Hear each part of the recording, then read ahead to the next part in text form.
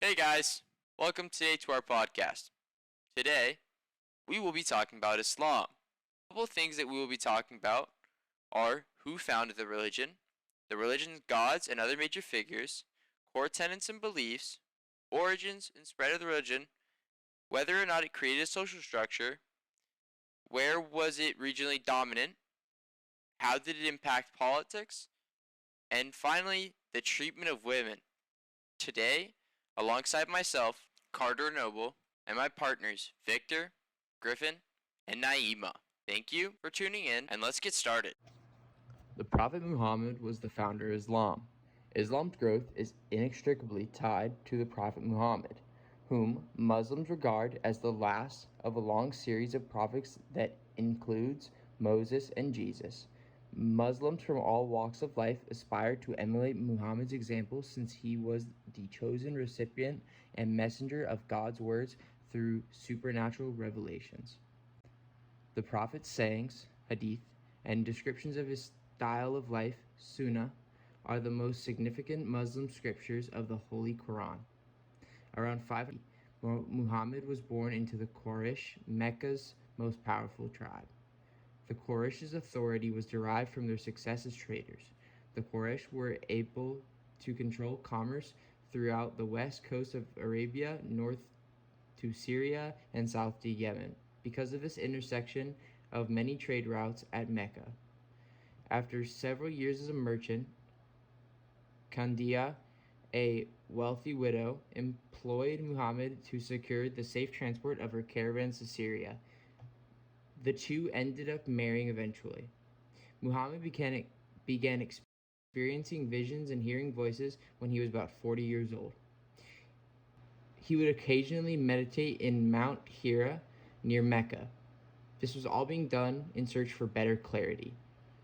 And it was during one of these occasions that he had his first of many revelations.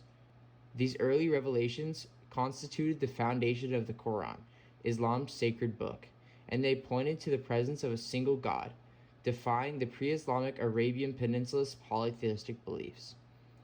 Initially taken aback by the gravity of what was revealed to him, Muhammad found unwavering support in his wife and gradually gained followers. Many Meccan merchants were offended by his strong monotheistic preaching. Immigration became Muhammad's and his supporters' sole hope of survival. They traveled to Medina, another oasis town, in 622.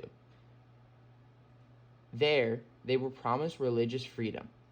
The Hira, or exodus from Mecca to Medina, marks the beginning of the Islamic calendar, or Hira calendar. The war with the Quraysh raged on until Mecca finally succumbed after several years of bloodshed. Muhammad and his troops returned shortly after and conquered the city. The archangel Gabriel appeared to the prophet one night while he was resting and took him on a journey. Muhammad was the only individual who, according to Islamic religion, saw both heaven and hell while still alive. By the time of his death in 632, Muhammad had not designated a successor. This conflict caused the religion to split into two major groups, the Sunni and Shia. Next, my friend Griffin will continue to tell you about Islam. Islamic faith is strictly monotheistic, meaning that the Muslim people only believe in a single omnipotent God, referred to as Allah. Alongside Allah is the Prophet Muhammad. Muhammad and Allah are the two prominent figures in Islam. Muhammad spread the teachings of Allah and founded the Islamic religion. His teachings became the principles of the Quran and the base of Islam. Muhammad later became a political leader across the Islamic world, and his death caused an argument to spark between two Islamic groups called the Sunni and Shia. This argument caused the Islamic world to split. The argument covered the topic of Muhammad's successor, and whether he should be related to blood by Muhammad, and whether he should need to practice the religion. Another major figure in the Islamic world is the first caliph, Abu Bakr, who commissioned the writing of the Quran and continued Islam's expansion, both politically and religiously.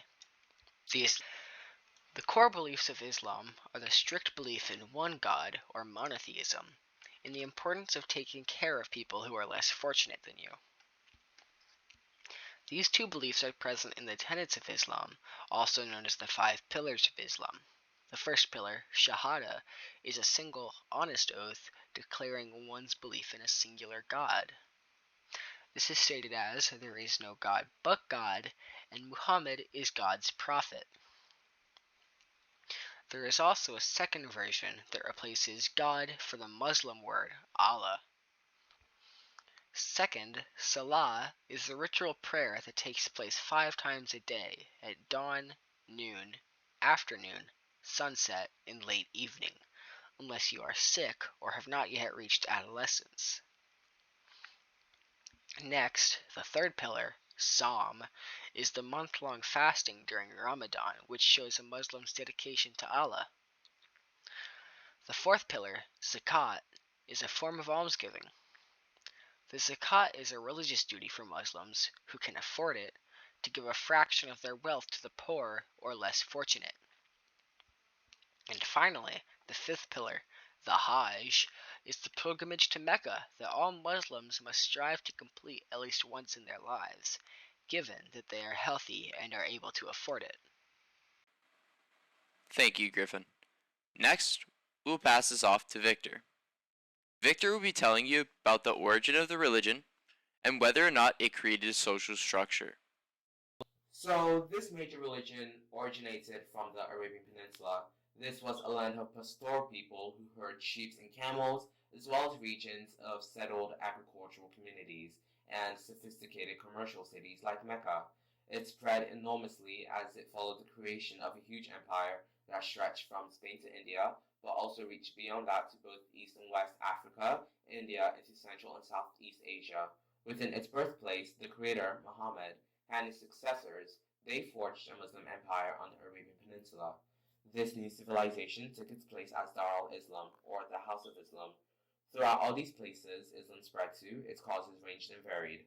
It spread towards India and Southeast Asia as a result of trading, encouraged by the development of the maritime Silk Roads.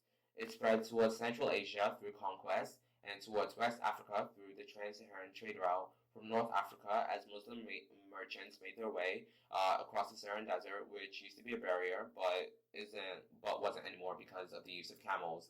So which linked North Africa and West Africa. They brought with them salt as well as a religion. Islam finally spread to East Africa as a result of the development of several city-states along the eastern African coast due to the Indian Ocean trade, which brought them Arab Muslim merchants. They brought their culture and religion. The community of all believers, also known as the Ummah, they replaced tribal, ethnic, and racial identities, so women were often seen as equal with men. This didn't used to be the same way in the past. But those who had different beliefs other than Islam were required to pay taxes to remain living in that region dominated by Islam. This tax was known as jizya, which was mainly popular in India, which was a place where Islam spread to. So as a result, Islam did kind of create a social structure with the lamas, which were learned scholars who interpreted or recited the Quran and preserved and taught Islamic law at the top of the pyramid. Regular Muslims, just regular people, who believed and practiced their faith in the middle, and non-believers who paid taxes at the bottom. Thank you, Victor. Finally, we will pass this over to Naima, who will be telling you about the places in which Islam regionally dominated, how in those places politics were impacted by Islam, and finally, the treatment of women under Islam.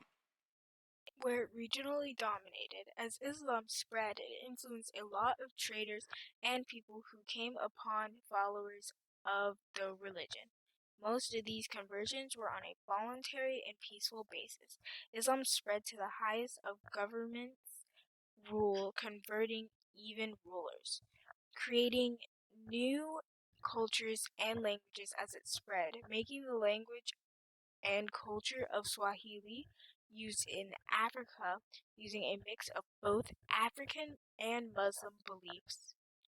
Because Muslims were one of the most dominant players in the trade network, this made Islam a dominating religion of the Middle East, Southeast Asia, and parts of Africa. By dominating these regions, it created a place to unite Muslims and creating a safe space to practice where Muslim caliphates ruled, called Dar al-Islam. Impacts of politics. Muslims impacted trade with new ways of banking, granting people with credit and contracts, soon becoming a commonplace in trade, also advancing rockets and paper making. This would help Muslims preserve scientific learning, innovation, and expanding on them, eventually creating the House of Wisdom. In Dar al-Islam, with the rule of Muslim caliphates, there was a tolerance of non-Muslims only if they paid taxes to be able to perform their beliefs called jizya. This caused a lot of non-Muslims to change their religion, expanding followers of Islam. Treatment of women.